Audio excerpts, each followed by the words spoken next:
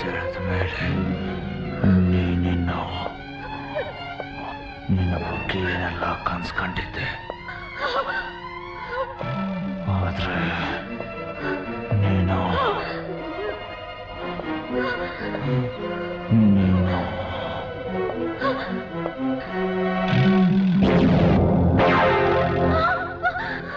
I will have to kill you. You have to die.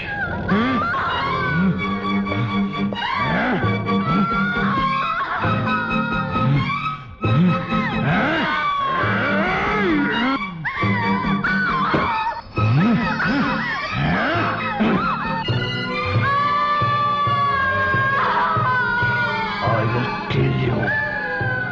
I will kill you.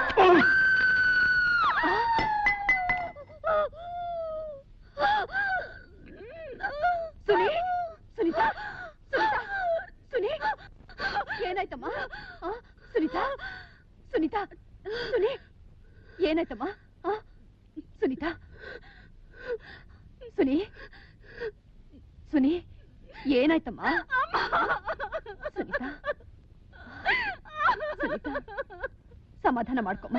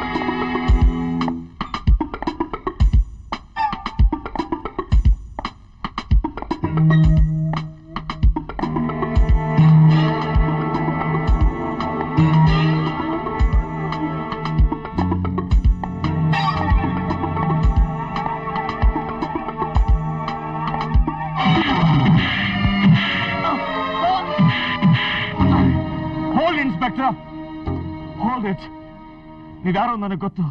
ನನ್ನ ಹೆಸರು ಮಹೇಂದ್ರ ಅಂತ. I'm a businessman. ಇಷ್ಟೊತ್ತಲ್ಲಿ ಇಲ್ಲಿ ನಿನಗೇನ್ ಕೆಲಸ? ಅದೆಲ್ಲ ಒಂದು ದೊಡ್ಡ ಕತೆ.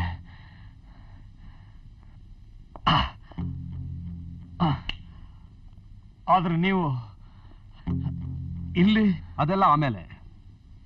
ಈ ರಾಜೇಶ್ಗೂ ನಿನ್ಗೆ ಏನ್ ಸಂಬಂಧ? ರಾಜೇಶ್ಗೂ ನನಗೂ ಏನೂ ಸಂಬಂಧ ಇಲ್ಲ.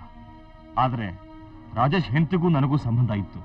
ಅಂದ್ರೆ ನಾನು ಮದುವೆ ಆಗ್ಬೇಕಿದ್ದ ಹೇಮಾ ಕಾರಣಾಂತರದಿಂದ ರಾಜೇಶನ ಮದುವೆ ಆದ್ಲು. ಸರಿ, ಹೇಗಾದ್ರೂ ಅವಳು ಸುಖವಾಗಿದ್ರು ಸಾಕು ಅಂತ ನಾನು ಸುಮ್ಮನಾದೆ.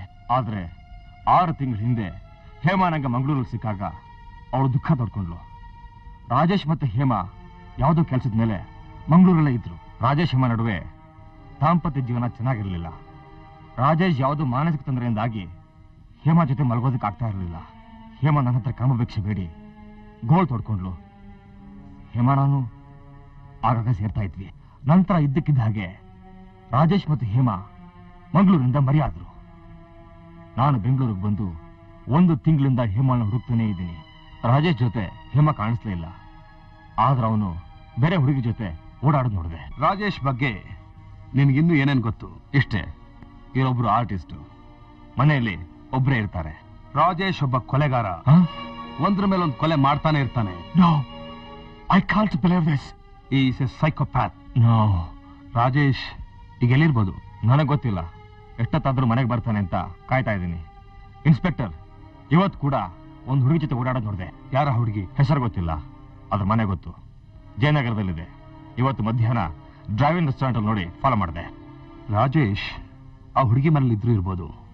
ನೀವು ನನ್ನ ಮನೆ ತೋರಿಸ್ತೀರಾ? ಬನ್ನಿ ಹೋಗೋಣ. ಕಮಾನ್.